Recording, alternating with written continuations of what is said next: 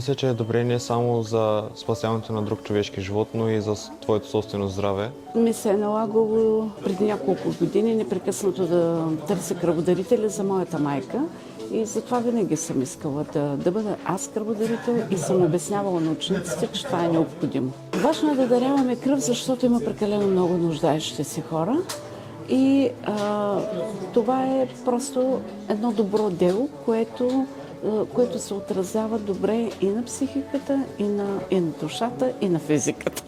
Смятам, че всички млади хора, разбира се и не само, трябва да го правят. Много добре се чувствам, дарявам кръв вече за трети път и всичко е нормално.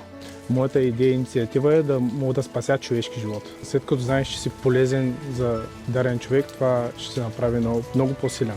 Дарявам за първ път кръв. Мисля, че е добро нещо да се дари кръв, особено ако спортуваме.